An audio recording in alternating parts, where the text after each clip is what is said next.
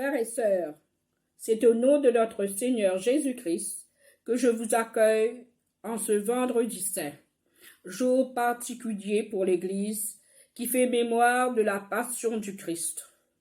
Nous nous plaçons dès à présent sous le regard et la bénédiction de Dieu pour qu'il nous rejoigne dans nos failles et nos fragilités, pour qu'il fortifie notre foi et notre espérance, pour qu'il nous conduise sur les sentiers de la justice.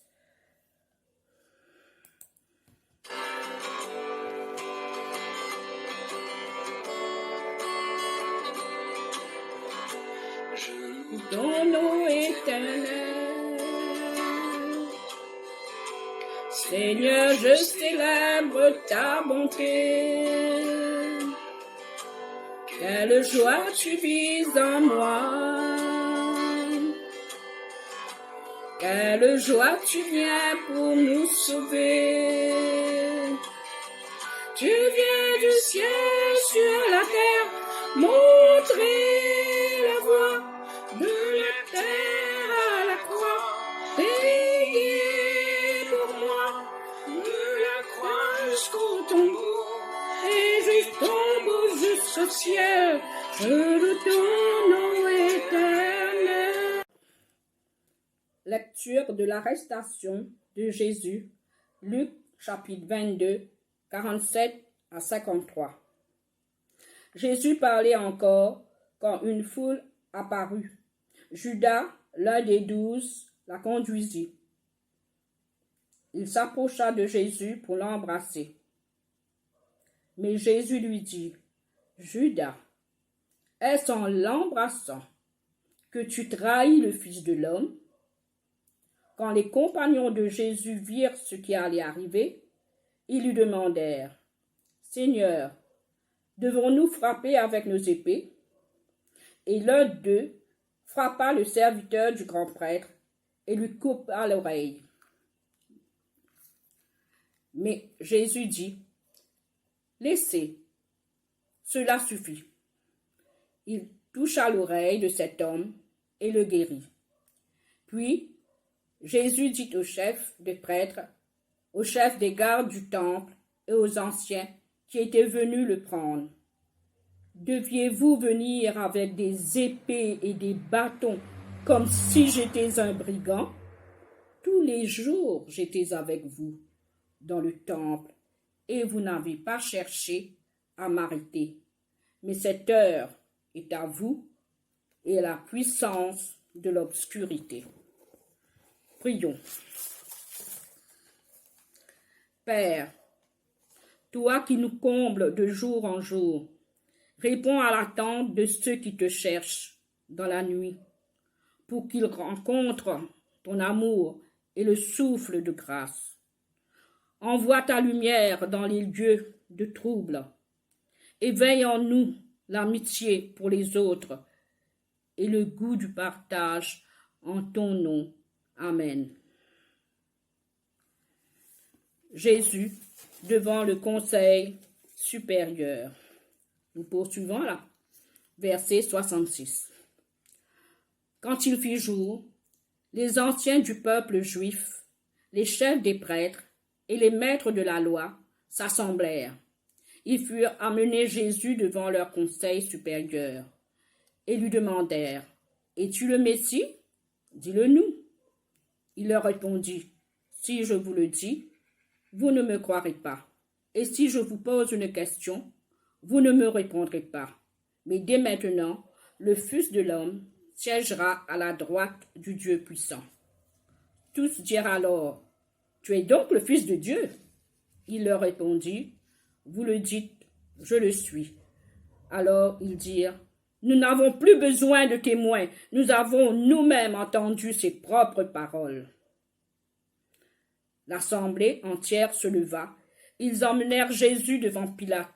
Là, ils se mirent à l'accuser en disant, « Nous avons trouvé cet homme en train d'égarer notre peuple. Il leur dit de ne pas payer les impôts à l'empereur et prétend qu'il est lui-même le Christ, un roi. » Pilate l'interrogea en ces mots, « Es-tu le roi des Juifs ?» Jésus lui répondit, tu le dis. Pilate s'adressa alors au chef des prêtres et à la foule. Je ne trouve aucune raison de condamner cet homme. Mais ils déclarèrent avec beaucoup plus de force. Il pousse le peuple à la révolte par son enseignement. Il a commencé en Galilée, a passé par toute la Judée, et maintenant il est venu jusqu'ici. Pilate réunit les chefs des prêtres, les dirigeants et le peuple, et leur dit, « Vous m'avez amené cet homme en me disant qu'il égare le peuple. Eh bien, je l'ai interrogé devant vous, et je ne l'ai trouvé coupable d'aucune de mauvaises actions dont vous l'accusez. » Hérode ne l'a pas non plus trouvé coupable, car il nous l'a renvoyé. Ainsi cet homme n'a commis aucune faute pour laquelle il mériterait de mourir. Je vais donc le faire battre à coups de fouet, puis je le relâcherai. À chaque fête de Pâques, Pilate devait leur libérer un prisonnier. Mais ils se mirent à crier tous ensemble, « Fais mourir cet homme! Relâche-nous, Barabbas !» Barabbas avait été mis en prison pour une révolte qui avait eu lieu dans la ville et pour un meurtre. Comme Pilate désirait libérer Jésus, il adressa de nouveau la parole à la foule, mais il lui cria, « Cloue-le sur une croix! Cloue-le sur une croix !» Pilate prit la parole une troisième fois et leur dit, « Quelle mauvaise action a-t-il commise? Je ne trouvais en lui aucune faute pour laquelle il mériterait de mourir. Je vais donc le faire battre à coups de fouet, puis je le relâcherai. » Mais il continuait à réclamer à grands cris que Jésus soit cloué sur une croix, et leurs cris l'emportèrent. Pilate décida de leur accorder ce qu'ils demandaient. Il libéra l'homme qu'il réclamait, celui qui avait été mis en prison pour révolte et meurtre, et leur livra Jésus pour qu'il en fasse ce qu'il voulait.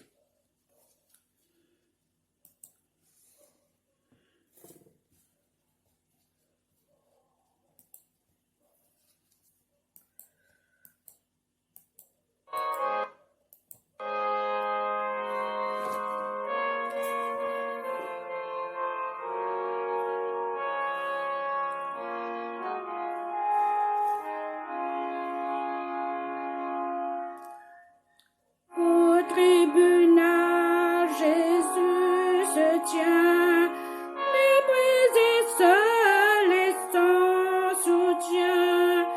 Pilate au peuple dit soudain, que dois-je faire à Jésus? Que de Jésus, il se tient devant toi. Un jour tu diras plein d'effroi, que fera-t-il de moi? Comme Pilate indifférent, condamnerais-tu l'innocent? C'est vous qui jugez maintenant. Que feras-tu de Jésus? Que feras-tu de Jésus? Il se tient devant toi. Un jour tu diras plein d'effroi, que fera-t-il de moi? La mort de Jésus. Luc, chapitre 23, 44 à 47. Il était environ midi, quand le soleil cessa de briller. L'obscurité se fit sur tout le pays et dura jusqu'à 3 heures de l'après-midi. Le rideau suspendu dans le temple se déchira par le milieu. Jésus s'écria d'une voix forte, « Père, Je remets mon esprit entre tes mains. Après avoir dit ces mots, il mourut.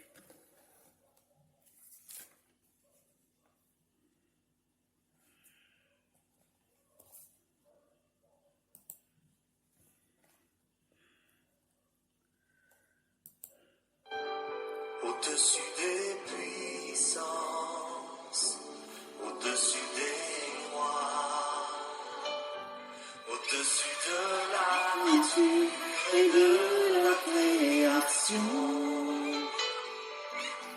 au-dessus de tous les plans des hommes sages,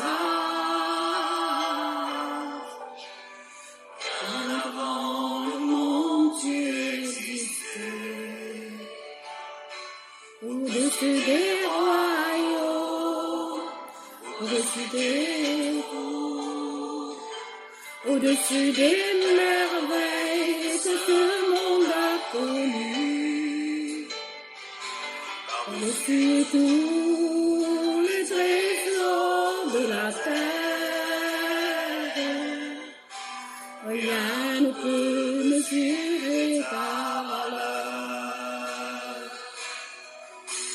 Crucifié, seul abandonné, tu as souffert, méprisé, rejeté, tel une rose, foulée par nos pieds. Tu as sauvé, tu m'as aimé, par-dessus tout. Le sacrifice de Jésus en croix a été énorme. À midi, le soleil cessa de briller. L'obscurité se fit sur tout le pays et dura jusqu'à 3 heures de l'après-midi. Ce n'était pas une éclipse du soleil. Un éclipse ne dure jamais 3 heures, comme cela a été le cas. Non, le soleil n'a pas été caché par la lune, mais comme le précise Luc dans son évangile, le soleil cessa de briller. Le Créateur était intervenu pour changer le fonctionnement normal de sa création, pour empêcher le soleil d'éclairer. Le sacrifice de Jésus a été volontaire. Il n'a pas accepté ce sacrifice contraint et forcé, ce qui lui aurait enlevé tout caractère de perfection et de sainteté. Tout dans l'Ancien comme dans le Nouveau Testament, tout indique que c'est son amour pour nous qui l'a poussé à prendre notre place dans le jugement de Dieu. Un jour, il avait déclaré « Je donne ma vie pour la reprendre ensuite. Personne ne me l'enlève, mais je la donne de moi-même. » Jean chapitre 10, versets 17 à 18. Le sacrifice de Jésus a été bénéfique. Un détail de notre récit a plus d'importance qu'il n'y paraît. Au moment où Jésus poussa un grand cri et expira, le rideau suspendu dans le temple se déchira par le milieu. Ce rideau se déchira comme si une main invisible l'avait fait. Prions. Seigneur, en ce temps où nous faisons mémoire de ta passion et de ta mort sur la croix, où nous situons-nous des fois comme cette foule qui t'a acclamé au moment où tu es entré à Jérusalem pour mieux t'abandonner quelques jours après. Nous sommes heureux de proclamer notre foi quand nous sommes entre nous. Nous taisons quand il faut témoigner. Donne-nous d'être debout au pied des croix du monde, dans la confiance et dans l'espérance, auprès de ceux qui souffrent des conséquences de la pandémie actuelle. Accorde la santé aux malades, la force au personnel soignant, le réconfort aux familles. Notre Père, qui es aux cieux, que ton nom soit sanctifié, que ton règne vienne, que ta volonté soit faite sur la terre comme au ciel. Donne-nous aujourd'hui notre pain de ce jour. Pardonne-nous nos offenses, comme aussi nous pardonnons à ceux qui nous ont offensés. Et ne nous soumets pas à la tentation, mais délivre-nous du mal, car c'est à toi qu'appartiennent le règne, la puissance et la mort, au siècle des siècles. Amen. Avant de mourir, Jésus avait dit plus d'une fois à ses disciples, le Fils de l'homme va être livré entre les mains des hommes. Ils le feront mourir, et 3 jours après qu'il aura été mis à mort, il ressuscitera. Que ta bénédiction, Seigneur, descende en abondance sur nous qui avons célébré la mort de ton Fils dans l'espérance de notre propre résurrection. Accorde-nous pardon et réconfort. Augmente notre foi